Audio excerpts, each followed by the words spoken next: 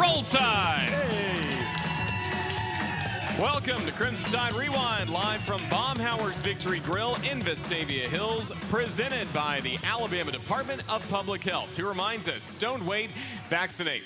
Hello again, everybody. This is Roger Hoover alongside former Crimson Tide linebacker Cory Reamer. We've got our engineer back in the building. Let's have a round of applause for Todd Robbins, ladies and gentlemen.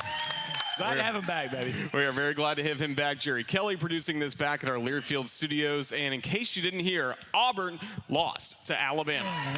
Hey, Roll Tide. We'll Roll take that. Tide. Iron Bowl champs for 2023. Cory Reamer, it was very dramatic. It was very fun once the game was complete. Oh, my gosh. What a roller coaster. Are you kidding me? That was one of the most emotional games I think I've been a part of as a fan since we finished playing. And didn't have a lot of hope there right at the very end. And even when things went exactly how we hoped they would, it seems like we would just take one step forward, two steps back, and shoot ourselves in the foot a little bit. And it was an awesome game, but it was what we talked about all season long, or especially last week leading into it. You know things are going to happen down there. Hopefully the players don't buy into it. It seemed like you're always, as a player, like waiting for that moment of Jordan Hare to happen. And early on, it even seemed like, we we drive all the way down the field, get that first touchdown. And then the second drive, we've got an opportunity to go up 14-0 and obviously get the penalty called on us, and things started to change, and that was when the momentum flipped. And Hugh Freeze, and you got to give a lot of credit to those guys. They came in and fought pretty tough after what we saw last week from New Mexico State. But we knew that was going to be the case, and you got to overcome that. You had to put that game behind you, not focus on the fact that they just got just trounced by a good New Mexico State team. But they showed up to play, and we had to overcome a lot of adversity in this game. The environment was absolutely crazy, especially when they realized that they could be in this ball game, and it did not disappoint. The ending of that game, I've never been so stressed in my life. Honestly, I'll tell you that I had to walk away and miss the last play. I didn't even get to see it on TV. I heard my wife screaming from the other room. I had to watch. I thought the game was over with, and just had to walk away, couldn't watch it, had to watch it on replay. So wait a second, you walked away from 4th and goal from the 31 or the game-ending interception? No, 4th and 31. Okay. 4th 31. Did not see it live. I walked away from walking in the other room. Couldn't handle it. I couldn't handle it. I could not believe that we had 1st and goal from the 7-yard line and ended up in a 4th and 31 situation. It just was like mind-boggling to me. Not that I didn't have faith in our guys. It was just a moment as a player that I was just so shaken by the fact that we were in the position that we were in. It was unbelievable. It was just like, how did we get to this point? They handed us the ball game, and then we've backed ourselves up, and we've got to complete this miracle pass to win the Iron Bowl.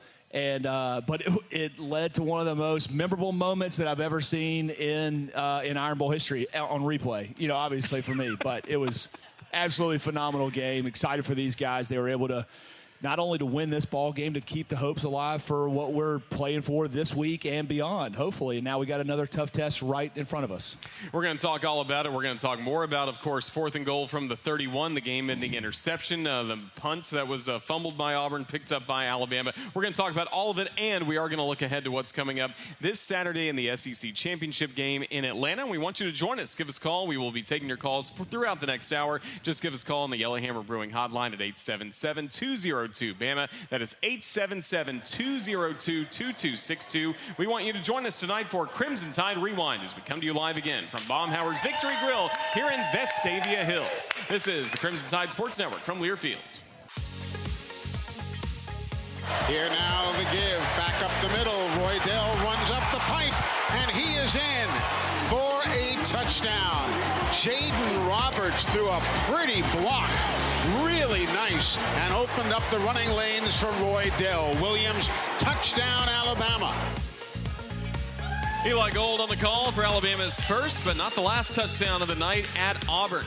Make sure you keep up with everything Alabama with the Alabama Crimson Tide mobile app presented by Cadence Bank. It's available at the App Store and Google Play. Download the Alabama Crimson Tide mobile app now for free. Again, we're reviewing the Alabama victory in the Iron Bowl against Auburn. And the Crimson Tide, unlike maybe some Iron Bowls that have been interesting the last few years, especially at Jordan Hare, it's not like Alabama got off to a bad start. Crimson Tide were ahead by a 17-14 score at at halftime, but we saw a very tight second half between these teams. I mean, the very first drive was impressive. It almost felt like if you're, an Auburn fan, you're like, oh, here we go. And for Alabama fans, I know I felt this way. We come out and drive it right down the field. We did have to convert that 3rd and 17 opportunity to hit that Malik Benson huge pass. But we moved the ball methodically down the field. It looked like we were moving it with ease, no problems. Defense gets a stop, got an opportunity to score another touchdown. And this was the story of the game. It was the holding penalty on that touchdown run that we had on C.J. Dupree. Here they come flying. We knew they were going to be a part of this one. It was just a game of us finding ways to stop ourselves a lot, and it was hard to watch from that perspective. And there was penalties on both sides, and it was not a great football game, which I think it made it even more frustrating in terms of how both teams played, especially Alabama, as the way that they were building momentum going into this game, the way they've played over the last 3-4 weeks of the second half of the season, the strides that this team has taken to get to this point, and then all of a sudden we go out there and see a performance like we saw on Saturday. It was just kind of like, whoa, we're taking a step back. We're taking a huge step back, not being able to take care of business, committing penalties that are drive stoppers. And that's what we saw a lot from the beginning of the year is we'd have touchdowns or big plays called back that really were determining of the outcome of the game. And we saw a lot of that on Saturday, and it was like, oh, here we go. We're reverting back to the old ways. And but they were able to overcome a lot and find a way to win this ball game. The defense played extremely well against the pass, really limited Peyton Thorne in the passing game. And the offense did. You look at the stats. The offense moved the ball up and down the field. It just never resulted in points. I mean, I think we had 3 points in the second half besides that last touchdown that ended up winning the ball game. And that was just it's something that we haven't seen over the back half of this season from this team. So we knew things were going to be tough, especially when you're at Jordan-Hare. And the way that Auburn played last week to what we saw from them this week, it's a completely different team. We knew that was going to be the case coming in, but it's still hard as a player to realize that that's going to be the case. We've all been around long enough. Some of these guys have not been a part of an Iron Bowl. They don't know what happens when you're going on the road and playing this type of game, and the rivalry that changes teams. Like, it's so cliche to talk about, throw the record books out the window, forget about how everybody's looked or what they've done in past games. But this is the reason why. This is what makes this game so great is just because you think you got one team that's ranked number 8 in the country and one team that's fighting for bowl eligibility, don't think that this is going to be a blowout like it should be on paper, because it never is. This is the dramatic finish that you expect to have, but this one was one of the more dramatic ones that I've seen ever been a part of. Yeah, and you mentioned the defense again, so critical in the fourth quarter. 10 minutes left to go. Auburn's moving right down the field, 1st and goal situation, holding them to a field goal there. This defense has been excellent in the red zone all year long. Yeah, they have. And you look at that drive that started, pretty with a lot of time left in the third quarter that rolled into the fourth quarter. I think they ended up burning like 8 minutes and 18 seconds off the clock. And it was just like, I think it was a 16-play drive. It covered 75 yards. They've got a 1st and goal situation. Bend but don't break was the mantra of this defense for sure. And they end up getting a huge pass breakup by Caleb Downs. That was a great throw, went through the guy's hands. He breaks it up, and then they try to run the ball, which they were running the ball at will at that point in the game against this defense. And give credit to the game plan from Auburn of the way that they were creating a lot of the holes and advantages that they were finding throughout the entire game. But when it mattered the most, the defense stood up and got a stop on 3rd down and hold them to a field goal. And now you're down 24-20 instead of down 8 points, where if you do score a touchdown, you're going to have to convert a 2-point conversion to tie the game.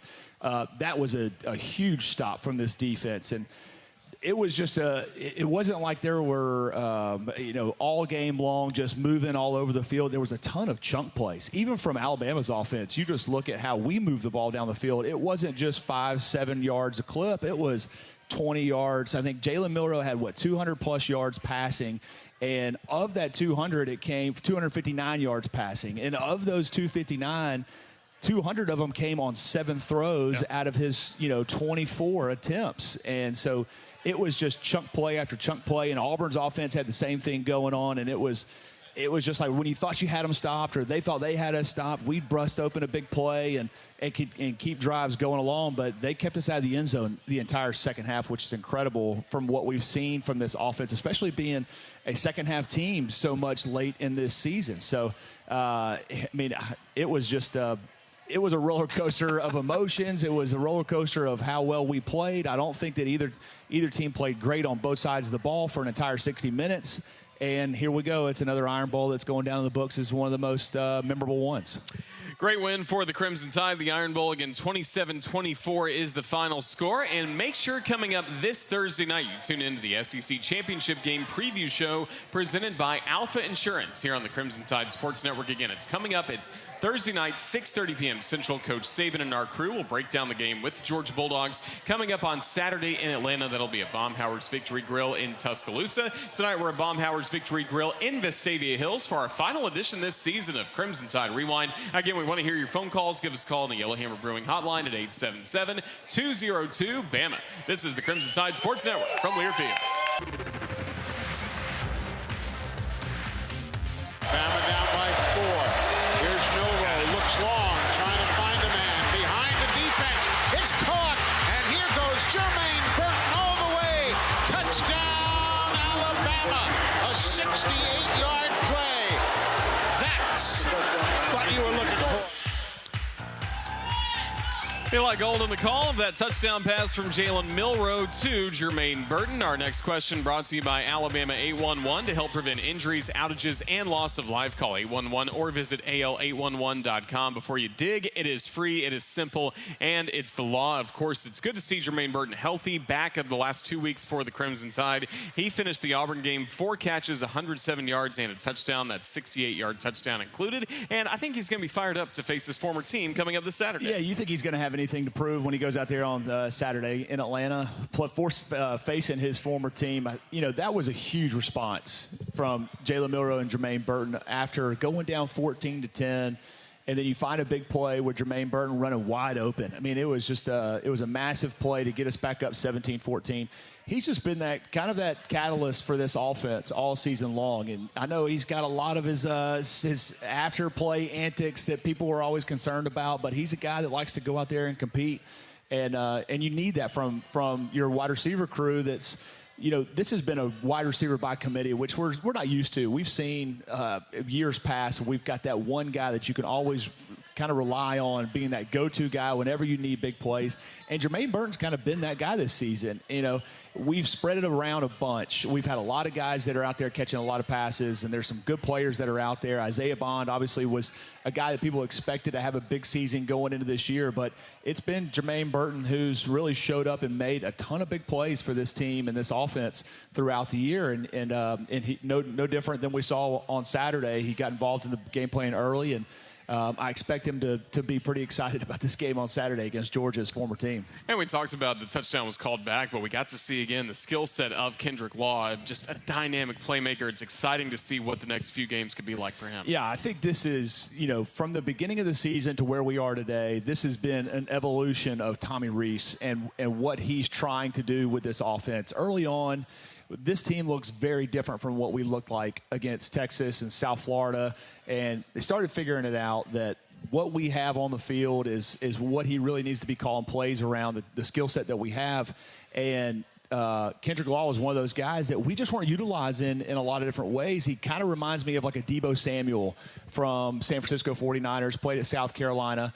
And he's a guy that they can use in the backfield, or he lines up in the slot. He can line up wide at the X position. He's just a dynamic playmaker that we found creative ways to get him the football in his pre-snap motions, trying to move him all over the field. When you've got a guy like that, he's impossible to account for all over the place. And then you can find mismatches for him as well when he gets lined up against linebackers trying to cover that guy, or jet sweeps where, you know, you got the line going one way and he's going the other. Just creates a lot of opportunities, and he's just a playmaker there. We didn't find ways to get him the football early on in the season, And Tommy Reese and their staff have done a phenomenal job of kind of recreating the playbook of what they like to do and finding ways to get the ball in the playmakers' hands, including the way they call it for Jalen Milroe as well. Just the different play calls that we give for him gives him the best ability to make the plays that he's best suited to make.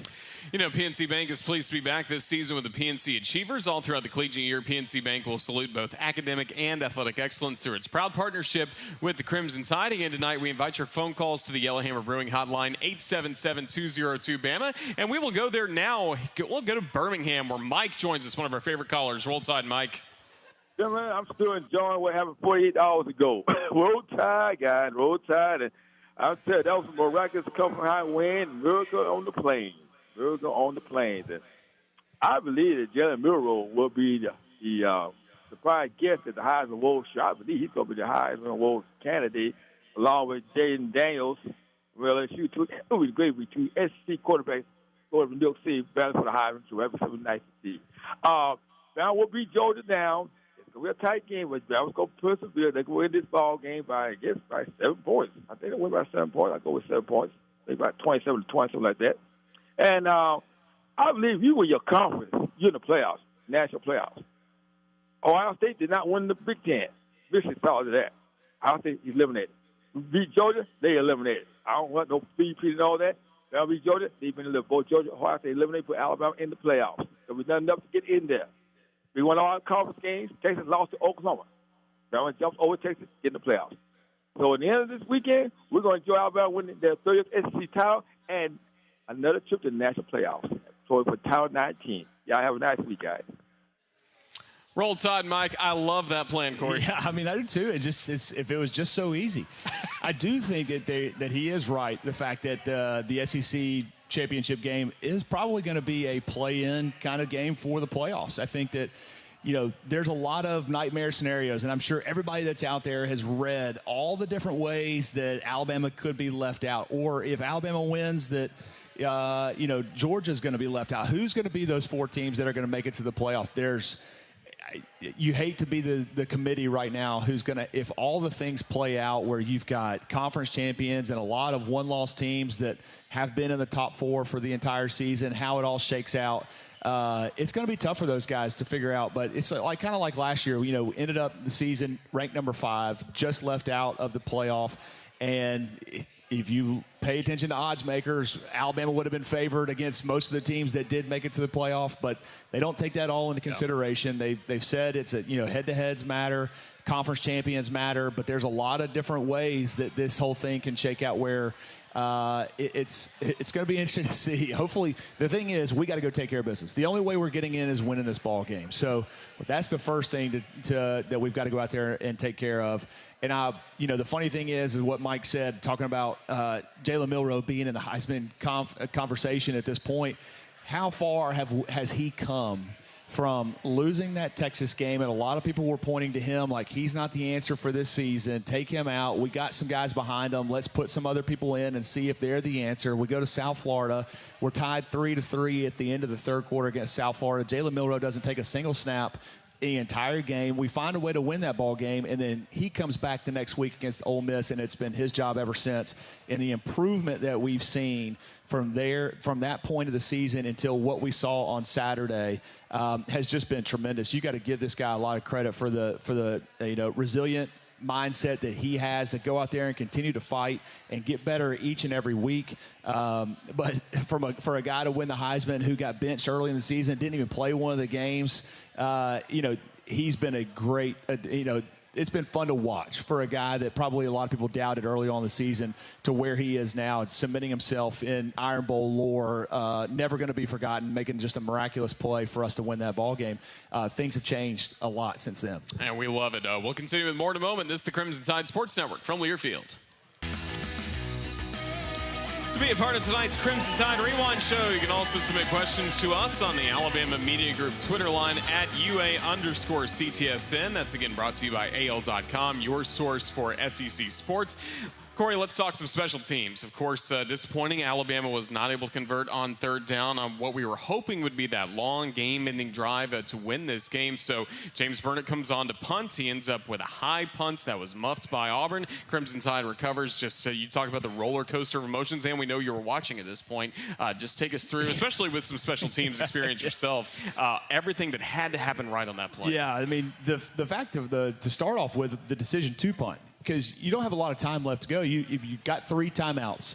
Thank goodness we didn't have to burn any early in that second half, because I think if you look at that situation and you've got only 1 timeout maybe left remaining, it might be a different decision at that point in the game where you feel like you've got to convert it right then to keep the game alive. But having 3 timeouts with a little bit under 5 minutes left to go in the game, I believe, when we ended up punting that ball, and you got a different returner, we found out, and Coach Freeze found out also at the end of in this press conference. He had no idea who was back there. Because they both wear number 0. Yeah, they both wear number 0. Not sure what Scott and Coy Moore. Not sure what happened there. And you got a guy that comes in there, and it was a tough punt, too. You got to give James Burnett a lot of credit for putting the amount of hang time that he did on that punt, where it's kind of knuckling as it's coming down, and the higher it is, it's not spiraling down perfectly. It's harder to judge. It kind of floats on you a little bit, and his feet come out from underneath him, and he drops that ball. And you got to also give a lot of credit to Jahad Campbell and there was a number of Alabama guys that had him surrounded at that point in case he does fumble that ball, and they're there to pick it up right there. If they're just kind of standing there just waiting, not really attacking, it easily can be picked up by Coy Moore where they recover it, and then ball game's probably over, or not over at that point, but it's obviously a lot tougher for us to have to get a stop, use all our timeouts, and then we're going to have to put a drive down where we're probably going to have to go 80-plus yards to win that ball game. But Will Riker did a great job, obviously missing the 1 field goal there towards the end. But overall, special teams plays a huge part in this game. We talked about it. There's all 3 phases matter every single game that you got to play in. And this one was definitely one of those where we've been on the other side of it where fielding punts is tough. You've seen it for whatever reason this year. However, these guys are punting the football, and a lot of them are these Australian-style kickers where it's not just a booming spiral where it's a lot easier to kind of see how it's coming down. It doesn't move around a lot. A lot of them are from the side kicking where it just has a little bit of a different float to it, like a knuckleball, and you're not as comfortable getting underneath it and fielding it. But the worst thing that could probably happen for Auburn at that point is what happened. And fortunately enough for us, we were able to be there and pick it up. The holidays are here. Baumhower's Victory Grill is ready to serve you. If you're planning a holiday party, try their legendary party-ready trays, from their fresh buttermilk fried chicken tenders to the homemade chicken salad, and, of course, their legendary award-winning chicken wings. Baumhower's legendary fun and legendary food. This is the Crimson Tide Sports Network from Learfield. After Coy Moore mishandled it. Bama did take the ball, and the Crimson Tide would score the game-winning touchdown after that against the Auburn Tigers. Again, if you want to be part of tonight's Crimson Tide Rewind show, just submit your question to us on the Alabama Media Group Twitter line at UA_CTSN. That's brought to you by AL.com, your source for SEC sports. And want to remind you as well, the Alabama Department of Public Health reminds all Tide fans stay up to date with all recommended vaccinations. Flu season's here. COVID-19 continues to affect our community, so don't wait. Vaccinate. We had to wait a little bit for the Crimson Tide, of course, to score after that. Got inside the 10, had that goal situation. We'll talk about 4th and 31 coming up in a few segments, but leading up to that, some frustrating moments. Yeah, there definitely was. I mean, it was great to see Jahad Campbell come up with. Obviously, you can't advance the muff punt anymore in college football, and so that's why the play was ruled dead at that point in time. It would have been a lot easier if they just let him run in the end zone and ball game's over with and we got to get a stop, and we didn't have to go through all this back and forth. But from that point forward, it was just absolute chaos. From as soon as we took over, I can't remember, was it 2.5 minutes or 3 minutes left to go in the ball game at that point, and there was a lot of positive plays at that point in time, but then there was also a lot of negative plays. And we start out with the first down, loss of a yard with the run, and then second down you get the huge sack. And a guy that's been playing extremely well, Jaden Roberts, he's kind of been the catalyst for this offensive line as well as he has played. one of the bad plays, and I think it was the only sack that we gave up in the entire game, was in that drive as well. So kudos to this offensive line for how much they've improved throughout this season. I remember early on in these shows, we were talking about 4, 5, 6 sacks a game, and I think we were averaging between 3 and 4 sacks given up a game. So to hold them to 1 sack for this entire game, obviously at a critical point in time, but, then you turn around and you've got 3rd and 20. And Milroe's, how many times did we have passes where quarterbacks were running beyond the line of scrimmage in this game? I don't think I've ever remembered one game where we had at least 3 that I remember of that happening. It was almost like you just had no idea where you were on the field. It was just an absolutely chaotic drive right there leading up to that last situation. It really was. But again, the Crimson Tide would come out on top, win the Iron Bowl 27-24, the final. This is the Crimson Tide Sports Network from Learfield. If you have a taste for winning, Dreamland Barbecue offers the triple threat dine-in, carry-out, and catering. Dreamland Barbecue, ain't nothing like them nowhere. Proud supporter of the Alabama Crimson Tide. Always on Monday, it's head coach Nick Saban in Tuscaloosa holding his weekly press conference as he always looks back to the last game, starts to look ahead as well to what's coming up this Saturday in the SEC Championship game against Georgia. Here is Coach Saban from earlier today. So when I went to church yesterday, the first thing I said was, thank God what could have happened didn't happen. So, we did, I think it's just reviewing this game, a little bit of a reality check. One of the things that we wanted to do in the game was channel our passion and our energy into positive execution on the field. And I think when we did that, we played really, really well. But there were some times where we didn't, and it was very costly in terms of some of the errors that we made, whether they were penalties or mistakes on defense or whatever it might be. So the reality check part comes from taking the good things and building on them. And that was Coach Saban from earlier today in Tuscaloosa. You're listening to Crimson Tide Rewind live from Baumhower's Victory Grille in Vestavia Hills. This is the Crimson Tide Sports Network from Learfield. Milroe stands in, lets everybody get downfield, still standing. He throws into the end zone. He caught it. It's caught! It's caught by Isaiah Bond. Caught by Isaiah Bond in the corner of the end zone. Touchdown, Alabama! The Crimson Tide with 32 seconds to go in the ball game. Throwing a Hail Mary into the corner of the end zone, and Isaiah Bond, who has already caught 5 catches today, adds number 6 as he gets to the corner ahead of DJ James, the field cornerback, and the Tide has taken the lead with 32 seconds to go. That was the moment from the Iron Bowl. Eli Gold on the call for us here on the Crimson Tide Sports Network as Alabama goes in front 27-24 and then held on after that. Great defense helping Alabama get the Iron Bowl win. Now the prescription for success presented by Payless Drugs. Payless Drugs, your locally owned family pharmacy. 4 locations in Birmingham. Payless can hand your prescriptions, over-the-counter solutions, and home delivery. Payless at mynewpharmacy.com. Great Iron Bowl victory. Now the SEC Championship game. Coach Saban was asked about this earlier today, and we talked about it a little bit even last week, going back to the 2009 Iron Bowl to the SEC Championship game. How do the players kind of manage a great victory against your in-state rival, but then shift the focus quickly to what needs to happen in an SEC Championship game? Well, you hope that the same result happens from 2009 as, for this year is we have a come from behind last-second victory against Auburn. You got to get a stop on defense to win that ball game. Huge drive from the offense. Greg McElroy hitting Roy Upchurch in the corner of the end zone. Emotional victory. Then you got to turn around and go face a Tim Tebow-led Florida in 2009 in the SEC Championship, a team that you had lost to the year before when you had a really good chance to win that ball game. But the similarities are as the time frame is the same. You got a really short week to forget about this win. And as fans, we're all exhausted from Saturday still. But it's time for us all to be able to move on for the SEC Championship. And the players, I think the good thing is from having this kind of a win is it wasn't easy. It wasn't like you just go down there and you just win the ball game, ho-hum, and you win by 20 or 30. You realize that anybody can beat you at any point, no matter how good you've been playing up to this past Saturday. You've got to get some things corrected, and you realize that you can't make some of the mistakes that you made on Saturday if you expect to beat a team like Georgia. And so hopefully we put out the same kind of performance like we did in 2009 and go out there and play. It was honestly our best game of the season in 2009 was the SEC Championship after that Iron Bowl victory in Jordan-Hare. So hopefully these players are able to put this behind us pretty quickly, enjoy this victory, found a way to get a win against a tough opponent, a game that means a lot to a lot of people. And you know that this team is going to be excited for this Georgia game. And so I imagine they've already moved on and they've celebrated. They've been a part of it, but now it's time to go. They know what's at stake, that you don't have any room for error this coming Saturday. If you want any hopes to be in the college football playoff, you've got to go out there and win a game against a team that is really solid.